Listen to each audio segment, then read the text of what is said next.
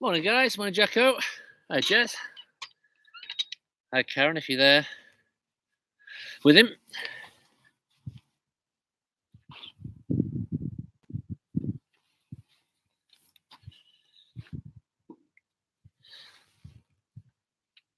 Hi, Mel. Nice to see you again.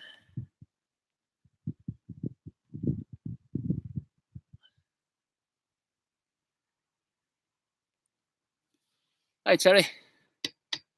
I'm covering your swing today, Terry. Got your video through.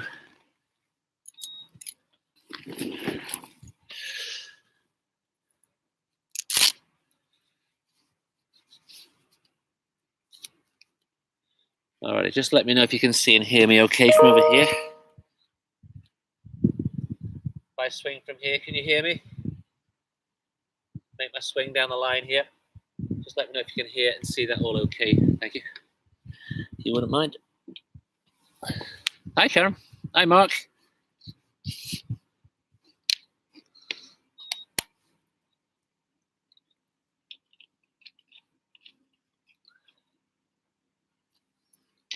Great, thanks, Jez. Thanks, Terry. Have we met before, Mark? I recognise your name, Mark Gilbert. I'm trying to think where if we've met before. All right, a couple more minutes, then we'll get started. Got a lot to talk about today. Any questions, please type them in as we go. And the questions can be about anything. So if you've got any questions which you've thought about in the week, you want to let me know, or you've got any questions about what I'm talking about, join the session today. We're going to talk quite a lot about the left arm and its role in the swing today. Further to a message that I got from Terry. No, it was from, who was it? From Derek in Bathgate. I'm going to talk about the left arm today quite a bit. So give it a couple more seconds, then we'll get started.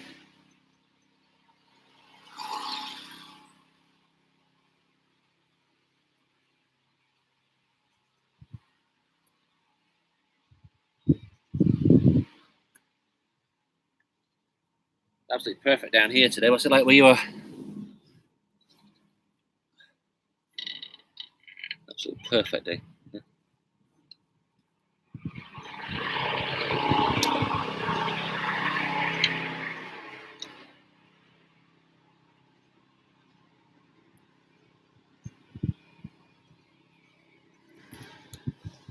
Sunny. Whereabouts are you, Mel? Down the Hampshire way, aren't you? Glorious in the evening, Terry. Look at that. What's that? About 5, 6, 7 miles that way, probably from me. Alrighty, it's 10:35. We'll get started. So a very, very warm welcome to all of you on the On Course Foundation today. Thanks for tuning in. I hope you had a good VE day yesterday. I went to my local British Legion, 11 o'clock, did the 2-minute silence. They did a fantastic job there. Very, very nice and very well respected. And I hope you all had good ceremonies wherever you were. And a good afternoon as well. Alrighty. So we've got plenty to talk about today. I've been sent 2 very good videos which are quite interesting, how both of them had similar needs to be corrected. So we're going to go through those today. So any questions all the way through? Okay, Mark, I see. Any questions you've got on the golf swing, on my golf swing, on the golf swing, on your golf swing, on anything, just type those in as we go and I will answer them. So essentially the golf swing has 4 main elements. We start here, we move and swing to here, and that's to allow us to hit from here. And if we hit from here, we should follow through to here. So from this angle now, start here, move to here, hit from here, follow through to here. And those 4 main elements there are more or less what we talk about in the swing all the time. And the focus I want to put on today is talking quite a bit about the left arm position throughout that movement. Now, if I start first of all by showing you a really fascinating study here. Oops. So this is a pro from 100 and something years ago, as well as Brooks Koepka, who's winning most of the majors the past few years. And if you look there, there's a very slight difference in the arm bend. I'm talking about this arm here, the glove arm, or the left arm. Very slight difference in the arm bend. Then as they come down, there's not a lot of difference there at all, is there? Now you think those swings are 100 and something years apart, but look at that. Loads of similarities there. As we move down into the next picture, you can see Koepka, world's best player, or one of, has got a slight bow in his arm there. And as he comes in through impact, the arms fully extend there. Okay, so when I say we start here, what does that mean? Well, the whole point of starting here, and this really goes out to Derek and to Terry.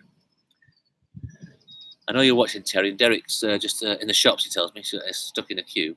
The left arm, when we start here, this is absolutely key, especially for you, Terry, because you're starting at the minute with your left arm reasonably straight, but it's bent backwards here at the handle. What we're trying to achieve all the time is the left arm and the shaft of the club forms a straight line, so that when I swing the club, I've got all these levers, all these powerful levers, in a straight line here. And if you start with your hands behind, 2 or 3 errors creep in there. The first is the club doesn't stay straight anymore. It tilts off target. You see, if I put that hand back or forwards, it has a big impact on where the club points. And the club's designed to be in line with your left arm here. Then when I swing, I want to get my arm to support the club at the top of the swing here. It doesn't have to be ramrod straight. I'm not looking for sort of rigidity in the swing where everything's super stiff. But as I move back to here, I want some space from the hands to the body here. As that left arm there doesn't stay straight as such, but it's certainly extended. As I swing down and hit from here, remember I said we hit from here, I'm not thinking too much about my left arm then, I'm just trying to get the club back down to the bottom of the ball. Now in order to do that, I've created a lever here, or an angle between the forearm and the shaft of the club. That's got to be released. Now if that gets released properly, and this one's for you now, Derek, if that gets released properly, the club meets the ground properly. Now your swing, Derek, when I'm watching, hey, by the way, a fantastic golf swing you've got there. We're going to talk about it in a bit more detail. I just want to reference the left arm today. If you're struggling to get a perfect strike, the first place we look is if the left arm and the shaft of the club is in a straight line, and as we swing, on the way down, the club should be thrown towards the ground, and it sort of skids along the ground. We're not looking for a thick, choppy, heavy strike there. We're looking for a skidding action on the ground. And that should then lengthen out the left arm position. So, if I then show you how the pros used to swing from years ago, this is entertaining, this, rather than sort of super informative. We look there, we can see lots of bend in the arm, and you can also see that 2 of the players there, these are the 3 greatest players of that generation, they almost drop that club onto their neck, don't they?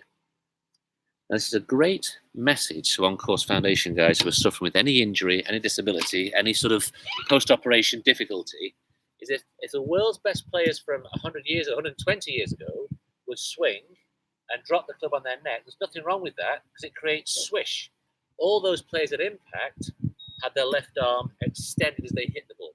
So it's rather like if I chop something, I wouldn't bother about having my elbows bent because I came down and did the chopping action, everything would straighten out. And a golf swing's the same. So if we swing at the top here and we're very loose at the top, that's not a problem for most amateur golfers, as long as they swish the club down and we get that energy and power on the way down here, so everything's extended out here. So when we deal with the guys who've got injuries in their arms, we don't fuss one bit about everything being straight at the top there, because we know that they swish. We know if they get here and swish, then that club should reach the bottom of the ball. So when you're asking me, Derek, about how to get the correct strike, it's down to the arc of the swing and the purity of that arc. And the arc needs to be pure down at the bottom here. And that's why when we look at people's swings, we don't really fuss about position they're in at the top and what have you, because we know on the way down, we're trying to get everything to work into position down there. So the left arm is one of the main comments that we hear from amateur golfers. Oh, am I keeping it straight? Should I do this? Should I do that? So what you do is the key, the absolute key to this, is the butt of the club, no matter the shot you're trying to hit or the club you're trying to hit, should point in towards your left hip socket here. There's my driver. The ball's forward in my stance. Ball's opposite my left hip socket. If I take my wedge out now, I put the ball back in my stance, but look at that. I still point the butt of the club into the left hip socket. So the shafts there have quite a difference in their angles as I address the ball. But each time the left arm and the shaft of the club forms a straight line. So for both you, Terry, and for you, Derek, that first measurement is absolutely key. Now for you, Terry, when you're swinging, set yourself up, and when you swing the top here, the club does go a little too far. So what you want to work on doing is left arm shaft club onto a straight line, and then with one arm, if you can, swing up and try and support that club better there. If I show you pictures of the world's best players, they'll swing up and they'll be quite controlled at the top here. The club won't have gone beyond horizontal. So for you, left arm shaft of the club, swing up and support it. It's a great thing to do this when you're rehearsing at home later on. Put your phone on, or put your look in a mirror or something, and just keep doing rehearsals where you set yourself up, left arm shaft the club straight line, left hip socket, and then up and support the club. And I must tell you, it's one of those things where the choice of words that you use, or the sort of phrases that you use to yourself, can actually really improve your swing shape. So when I'm saying to you, sort of support the club at the top there, what you'll end up doing is finding a way of keeping that left arm in a straight position. So it won't be ramrod straight and stiff, it'll just be supporting the club. So as you go up to here, you'll feel like you support it better from there rather than down here. And this is how we work on swing improvements in everybody's game, really. We're trying to find the best way of getting you to think about your swing, and the choice of words are key. So you support the club up here, and that will help you then swing the club down and keep that left arm in shape. So why am I spending so much time thinking about the left arm today? Well, that's why I wear a glove on the left hand. It has most control in the handle. Now, if I then take you through another swing to show you. This is Dustin Johnson. So this is, again, a bit of education this on how the world's best players swing. So let me just get him up here. Big, strong fella. He could have been an athlete in almost any other sport. Sets himself up there. Everything looks pretty relaxed and easy. He's got his arms hanging down from his body there. He then swings the club up. Let me get him up here. And that's when you start looking at a supreme athlete for his sport. You look at his glove arm there, really held up high, lots of extension there. And that's how these guys hit the ball 300 yards. Now, what I proved last time when I was swinging with one arm and what have you, is if you've only got use of one arm or you're disabled in one arm, you don't lose 50% of your power, you lose a percentage of your power. And so if that's what the world's best is, we can't aspire to that. There's absolutely no way we can do that. So as they swing down and hits the ball here, then you can see the arms really straighten out. So Karen's just asked about that point there. So your right arm, unless you retract, okay. Karen just asked a question there about do your arms extend as you swing down? Well, absolutely, yes, they do. So if we look here, at the top of the swing there, the arm behind him, his right arm, is all fully bent. Yeah. But as he comes down into impact and hits the ball, look at that, both arms are absolutely extended. You see? So what you see in there is how the arms actually are used in a golf swing. And that's why we don't fuss too much about bending the arm a little at the top, because if you throw the club down, the arm should extend. So as I swing up to here, I can't get much more bent than a bend in my elbow, my shoulder, bend in my elbow, bend in my wrist, but at impact, everything straightens out. So if you are suffering with a bit of an injury on one side of the body, the exercise of bending on the way back and straightening on the way through, you just feel power. You understand how the golf swing feels. And that's why we don't ever say, oh, keep your left arm absolutely straight throughout the swing. Because we want a bit of bend in that right arm, that back arm there, to get that club to swish on the way down. And that swishing action is all important in golf. Okay, so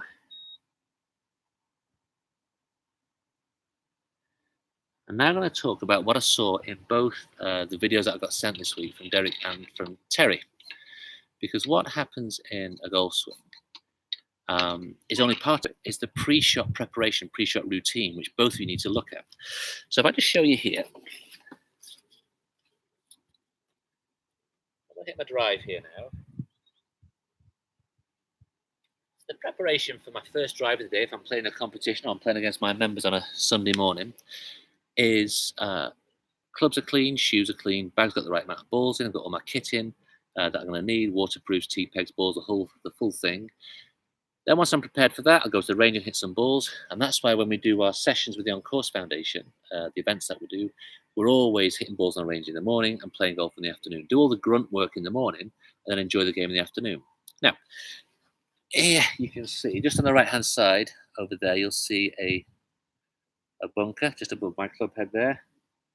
Now that's my aim line on this hole here. So then what I do is I'll stand behind it. I'll have a good look at my aim line. Now, the centre of the fairway is more on this line here. So if I'd stand about here, to hit down the centre of the fairway, but I don't want to do that. I want to hit to the right edge of the fairway. So I'll stand here, 0 degrees right behind it. And then what I'll do is I'll find a point just in front of my ball, somewhere like a blade of grass or a mark or a bit of mud or something. So it's much easier for me. Let me do it with, I'll do it with my keys here. Let's just say I've found a little mark in the mud here. What I'll do, where my keys are now, what I'll do is I'll try and align my club face now to that point. So I'll walk in, set my club face to that point, and then position my body parallel to that line. Then once I've done that, watch how little static position there is. I'm always moving. So I'll get myself set up, I do a few waggles, I'm always bouncing my feet backwards and forwards. I'm trying to find the optimum place for my weight to be positioned in my feet. I get the club moving backwards and forwards a bit. And when I'm doing that, this is a really interesting point now, I don't sort of waggle it like this. What I do is I try and maintain that shaft and arm and the club shaft position there, all in a straight line, and I move that element backwards and forwards. So that means I've got to have a little rock of the shoulders backwards and forwards like this, and I push that movement backwards and forwards, that line, left arm shaft to go backwards and forwards. So let me start again. Walk in, I pick my line, set the club up, position my body relative to that, a couple of waggles, bit of movement in the feet, then I settle for half a second, and then I'm away. Now I nutted that. It was a good shot, actually. I've hit a few ropey ones this morning. So the point there is I never stop moving. Now, if you look at the world's best players, they won't freeze over the ball. And the two videos I'm studying today, of Derek and of Terry, both of you just sort of spent a little bit too much time on the ball or set up to the ball as you did it. Now, when I've hit my shot, the follow-through is a really key part of what I do. And both of you could do with looking at this as well. So if you watch what I do here, once I've hit the shot, the position I finish in here totally mirrors how I swung. I can't arrive in a very good position here if I was out of position at impact or in a weird position at impact. It just doesn't happen. Everything flows and is in sequence. So my swing here, when I finish, what does the follow through look like? My body's facing the target, my weight's on the forward foot, and my right foot is supporting me behind here. Now, in terms of what the hands and arms do, we definitely don't want the arms out straight anymore. We bend them at the elbows and just let the club support by the elbows there.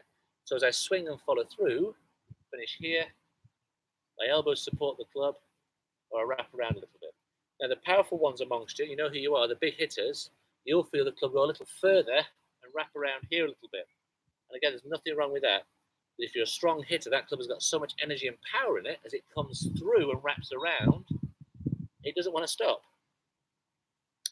Now, the big hitters, the long super drivers, as they come through, the club's got so much force and energy, it really wraps around, and it actually pulls their body around over here. So as they swing, there's so much swish in what they do, they sort of wrap around and finish around here and get that big finish. Now, for us mortals who aren't hitting the ball 400 yards, what we're trying to do is maintain balance. So remember what I started at? I said there's 4 main elements of the golf swing. We start here, we move to here, we hit from here, and we finish here. Now, if we get the starting position correct, left arm shaft the club in a straight line, like that, and then we move the backswing into position, there's a variety of different positions for the backswing. There's loads of different ways of doing it.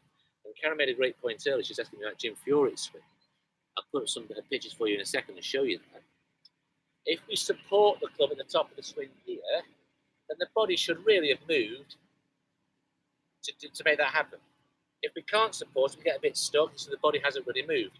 Now, if you're suffering with injuries in your hips and your legs and your back and what have you, that's when we might say to you, look, withdraw that right foot a little bit, stand like this at this angle, quite a different angle to the target, and that'll help you move your body better. Your feet don't determine where the ball flies. Your feet determine how you swing. If I set my stance up, I've got an injury on my right side here, I'll pull that right foot back, that right leg back, and that means I've just got a bit more space in the swing. It makes it easier for me to get the club up the top. Remember, we start here, swing to here, and then hit from here to follow through to here. So that right leg pulling back is a big key component of that. If you have an injury with the left leg, it's very typical that will ask you to narrow your stance a little bit and withdraw that left side a little bit. And that helps you move through without putting pressure on the left side. So the four main elements of the golf swing, really your two legs and your two arms, if they can move around the body reasonably, there's a load of different ways of doing that, lots of different positions for us to achieve that. Now the follow through which I'm talking about now, when I finish my swing here, if I swung and finished on balance, it means I multiplied the chance of finding the sweet spot where the ball feels the best on the back of the club face there throughout the swing. They're not toppling around. Now, what your body will do, and the guys who are above knee or below knee amputations will know this, your body's going to prioritize staying upright before it even thinks about putting priorities into a golf swing. And so as you set yourself up here, when I'm saying to you continually move during the swing, we often see this an awful lot with the guys who've got amputees, leg amputees, because what they're doing all the time, they're trying to find that perfect spot of balance, and then once they've gotten it, and they're in there, then they can make their swing. Now, the world's best players never stop moving. Lee Trevino was famous for it. He'd walk in, he'd sort of move himself around, he'd never stop twitching like this. When I was growing up, Nick Faldo was the best player in the world, and he had lots of funny mannerisms where he'd flick his trousers and he'd flick his arm out like this, and of course, as kids, we all followed suit. Seve Ballesteros was the same, had a great elegance about him. He'd walk in, and as kids, we'd all try and sort of emulate that elegance. The big key to why we do that is that we don't want tension, and tension builds. What I watched in your swing, Derek, and it's a cracking swing you've got there, by the way, and I love the fact that you're in Bathgate, Scotland, you're hitting into an iron brew net. That's pretty good going. What I love about what you're doing there is when you set yourself up, all your positions are correct. And if your positions are correct, get some fluidity in there, because your swing is lovely, got a lot of shape to it, a lot of correct positions in your swing, but we need it to be fluid. It's a movement. Remember, a swing's perfectly described. A swing is a movement to and fro. It's not a stiff position. Now, the video you sent me, let's say, I don't know, it's 15 seconds long. About 11 of those seconds are you freezing in the same position here. And you can see if I freeze like that, we're all wondering when the hell am I going to start? If I move and get myself in position, I get myself really ready to motor now, you can see as I'm doing that, I look like I'm about to do something energetic in the swing. Now, it's very difficult to start your swing if you're in a very, very stiff position here. Because you think, well, how the hell do I start it? When do I start it? Now, in terms of kick-starting my swing, I measure how many bounces backwards and forwards I do, how many waggles I do, and then when I'm ready to go, just bang my right knee down a bit. And that reminds me to pull it back during the swing. That's my swing thought. And when you have lessons with Di, Alasdair, and myself, then what we're thinking about all the time is trying to get the best way for you to start your swing. So if we set up here like this, and I'm making my movement, I bang my right knee in a bit, and then that gets me reminded to pull it backwards. What you've got to feel, what you've got to try and do in your pre-shot routine, and this is something which Di talks about an awful lot with his very, very high-level players. Remember I spoke to you last week, I said, Di and Alasdair are very, very highly regarded coaches. And Di talks an awful lot about pre-shot routine, PSR. So Di's dealing with Ryder Cup players and what have you. And that's one thing he talks about. Now, very interesting. Get this right. You're going to love this now. I bought myself a book, an old book from the 1980s, and it's a story of a caddy, a very famous caddy in the game. And I get it sent through on Amazon. Cost me £1.50. I'm a big collector of golf books. I get it sent through on Amazon, and he's very famous for being Seve Ballesteros' caddy in the 1980s. I open the book. What's the first picture I get? That one there, that's Di. Hope you can see it properly. Oops, just got a bit dark there, is it? Can you see that? No, you can't. Oh, there you go. That's Daly Llewellyn winning on the European Tour.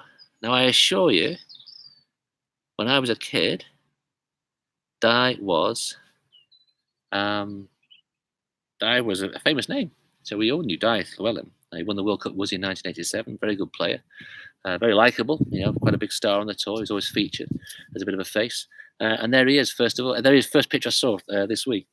So the point about Di is Di talks an awful lot about pre-shot routine because he knows that the sequence of the swing is dependent upon it.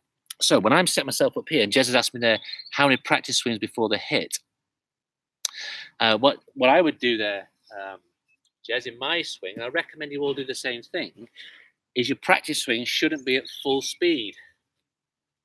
What I'm trying to do is remind myself how I swing. So if I set myself up to the ball here, I make my rehearsal swings. The first thing I do, because I get a bit lazy in the body, you talked about core stability there, you're absolutely right. What I have to do to make my swing work its best is make sure that when I set up here, the first thing I do is push my bum back. Push it backwards towards the wall over here. And if that happens, then my body opens up to create the power.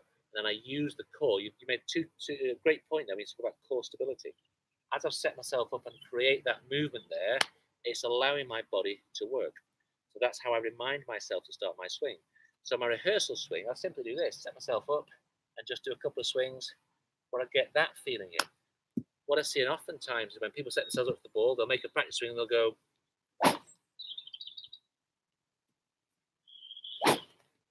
they'll thrash away as fast as they can. They're just spending unnecessary energy there and they're learning nothing. All they're doing is swinging the club quickly. You want to swing a club well and then it'll swing quickly for you. Now, in terms of core stability, you're absolutely right, Jez. But those are the things which really, when we talked with Mike Brown a couple of weeks ago, really illuminating talking to Mike. And we're going to do a session with him again very soon. If you're around next week, Mike, then we'll do one together. So what Mike talked about was his general level of fitness, keeping fit, stretching, getting off the sofa, not having too many pizzas and beers and what have you, which is very easy to do when the weather's nice and we're sort of stuck at home. We have had quite a few messages from some of the lads and the ladies saying that, the mental health issues are tough when you're sort of bored, you've got nothing to do. And what do? You go and do negative things, or what we can do negative things.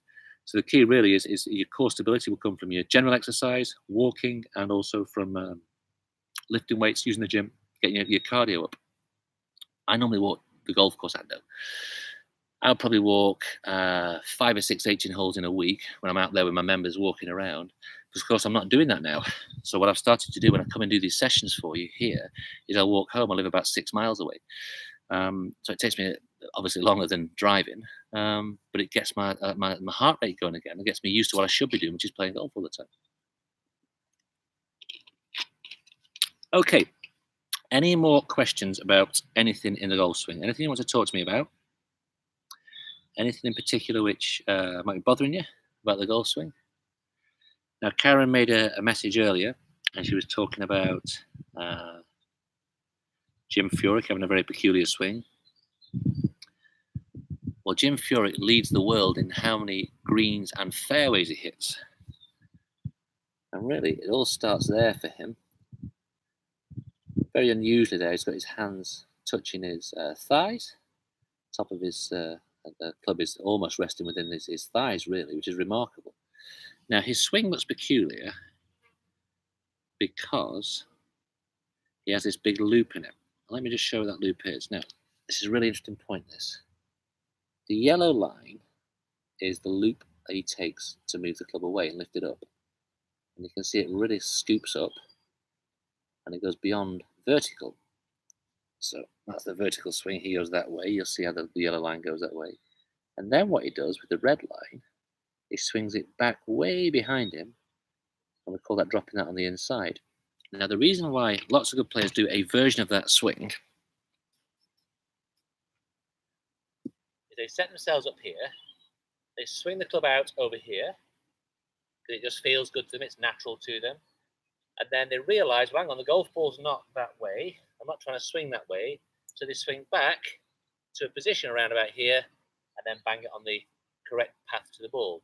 What we know is there's a massive variety of how the club pros take the club back, but there's very, very small variety of how they bring it down.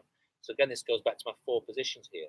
What Furyk does there, he stands with his hands in a position which he likes. He also has a grip, believe it or not. Let me put my glove on. I mean, you couldn't teach Jim Furyk's swing. It's so individual. He holds the club like that.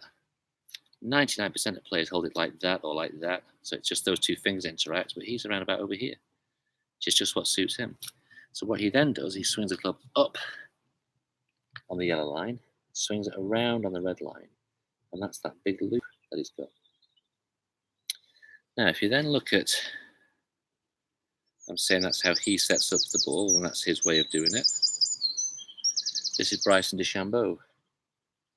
Now look at that, you couldn't get a bigger gap between the top of the club and his thighs than him. I've just given a session on this very topic, funnily enough, on my previous video for the members, talking about the difference between these 2 setups here. So it's interesting you mentioned Jim Furyk there, Karen. Like I said, my previous videos just talked about it. Now look at the space there between his hands and arms and his body. Now what those 2 players are both doing, they're finding the best way for them. And this is what I keep emphasizing to the On-Course Foundation participants and the members, is that when you come for a session, there's a million different ways of doing it. If there's only one way, there'd only be one book. There'd only be one coach, wouldn't there? They'd say, well, that's the way things are done. That's how it's done. So the game is full of mechanics and science and art and music and all these things. And Alice and myself, we can always find a way of getting it to work for you. Now, this is where we say when you go to the driving range, try and experiment a little bit. You can see there Bryson DeChambeau, who's the world's longest hitter at the moment. Stands a long distance from it here. Jim Furyk, the world's most accurate hitter, gets his position is here. So what they've both done, they've found the best way for them to start their swing. Both of them swing to completely different positions at the top, but they both return down and hit the ball from the same position. So the hitting position is a non-variable. That becomes an absolute. We hit from here. We don't hit from here. We don't hit from here. Everything's hit from here. And we strike the ball from that position there. If we do that, and again, this is a big point for you, Terry. If we do that, and for you, Derek, that when you swing through, you should then have some positioning to your finish. And that means your hands are about ear height or just the top of your head height. I'll do it from this angle now. Around here, body's facing towards the target, club supported by the elbows here. That'd be a club supported by the wrists. That's it being supported by the elbows. So really, when we look at your game, we're trying to break it down to those 4 positions there. Are you set up the ball in a way which is going to optimize, supporting it at the top? Is your body in a position whereby you can sort of get to the top quite easily? You know, you move yourself around. That's when we put you all in different positions relative to you.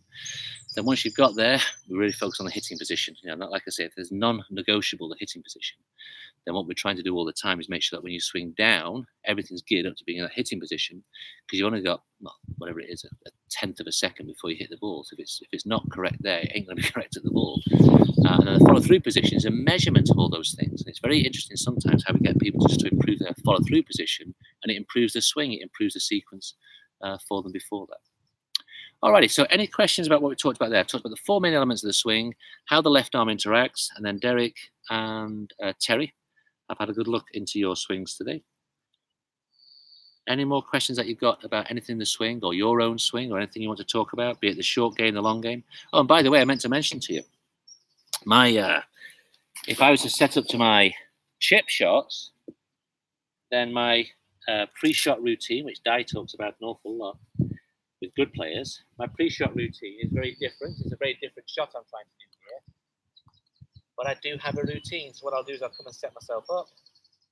I always tap the club onto the bottom of the ground, on the ground there. And what I'm trying to do there is engage the feel of the sole of the club on the ground, because that rounded bounce or rounded sole there is what I'm trying to engage with the ground. So as I come up to a chip shot, I'll come up, I'll bounce the club in the ground, just to remind myself where it is. Then I'll set myself up, hands right down the bottom of the handle, cover rehearsal swings, and I'll try and get all the rehearsal swings that I do. I want the club just to bounce or bruise or graze the surface.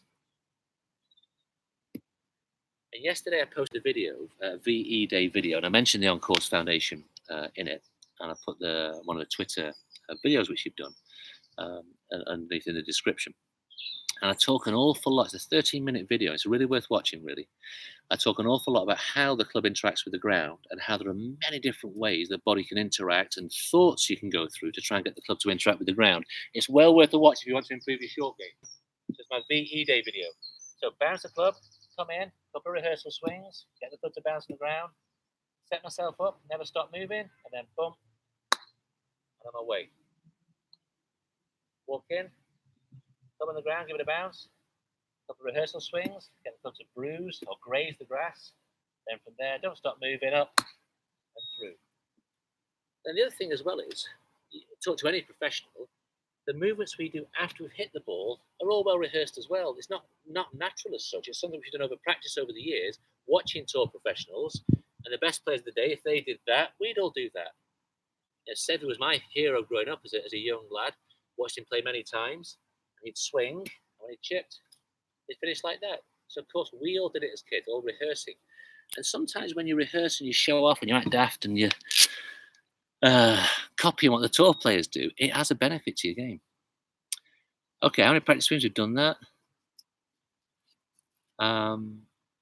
So Mark, I don't understand your point there. He's also an OCF beneficiary. Okay, so you seem to get tense in the shoulders when you're in the short game there, Graham. I tend to get tense in the shoulders. Okay, tension in the shoulders comes from tension in the hands. So what happens is, as you grip the club, remember that's a handle, we hold the handle in a position here. We don't grip the club. Now, whenever I use grip the club, I can hear myself say, well, don't say that, I don't mean to say it. We actually hold the handle of the club. And if you're gripping it tightly there, Jacko, and you're squeezing it like that, that tension builds and builds and builds and goes in the shoulders, and you get people stiff like this. If you feel stiff in the shoulders, you'll feel stiff in the hands. So I want to see a lot more looseness, and just hold the club. Let it swing. Remember, it's a partner, not a prisoner. You're not trying to grip it and stiff hit the ball. You're trying to swing it. There's a lot more energy in a swing than you might think. It's amazing how many little old ladies I teach, and I'll watch them, they're stiff like that. And I'll say, just shake my hand, how tight you're squeezing the handle, and they will grip it. Now that tension is a useless strength. It doesn't create anything. They're sort of squeezing my hand there, and of course it goes into the shoulders. I've just got your message there, Matt. No, I'm not starting again, mate. You can watch it on replay. Hope you're okay, mate. It's been gorgeous out there. The smell of cutting grass, be beautiful, I would think, out there. It's quite funny as well. I teach so many, multimillionaires, people who've been very successful in life, people running big companies, very powerful people, and what have you. And that's common at London golf clubs, that you have those people at your club. And the amount of times they will look at someone on a greenkeeper cutting fairways and go, God, I'd love to do his job. No stress, no hassle. He's got his Walkman, he's got an iPod in, smell of cut grass. You can see the fruit of his job. So you've got a job there which many, many people are very envious of there, Matt. Yes, that's right, Karen. The hands go lower on the handle. And the reason why I do that, I put them lower on the handle there, and I'm trying to optimize how much of the club head I can feel. I'm not trying to optimize power. I'm trying to optimize feel for distance. If my hands are close to the club head, then it just gets me to feel that. And a good image for you is that when we hold the golf club here, if you had a tube of toothpaste in your hand, you wouldn't squeeze the paste out. You just hold it in position. And the reason why we have a glove, the reason why we hold the club the way that we do is that optimizes security without tension. If I held the club like that, I'd have to squeeze the life out of it just to keep it from flopping around. So that's why we hold the club the way we do. Alrighty, so anything else you want to talk about before we finish? And you get into the gardens making your swings? Hope it's worked out okay for you this morning, and you've seen what I'm trying to explain to you about the 4 positions in the swing. The first one, the setup, is plenty of variables there. And it's all designed about making it easy for you to swing to a position at the top. And if we get those positions correct, we can then swing the club down to the hitting position, and then we're really going to focus on creating a good, well-balanced follow-through to send the ball to the target. Alrighty, well, I hope you can all enjoy the sunshine today in your gardens, get out and about or on your balconies or what have you.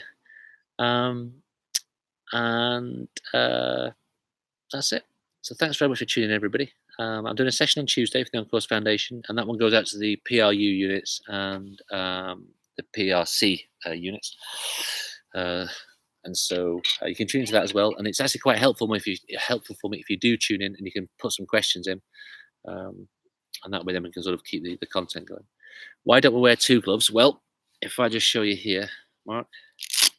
My pleasure, Terry. No problem at all. And send me an update on your swing, Terry, please. When I hold the club here, you can see all my left hand palm, thumb and fingers are in contact with the handle. And that's why I wear the glove on the left hand. The right hand, that finger isn't on the handle. And if I open up, then you can see actually not all the hands on the handle, because that's where the left hand sits. Left hand sits in there like that. If we wear 2 gloves, it just feels a bit too clammy. And so the left hand has all the power, so trying to optimise the amount of grip we have on it. And the first person to wear a glove, I think, was Henry Cotton. And what he'd done, he cut himself in his garden on a rose or something. And so he just wore a glove on one hand and found it really helped his game, and that became the norm. Alrighty, well, I wish you all well. God bless you. Thanks for tuning in, and I'll see you Tuesday. If I don't see you on Tuesday, I'll see you on Saturday. All the best, everybody. Take care.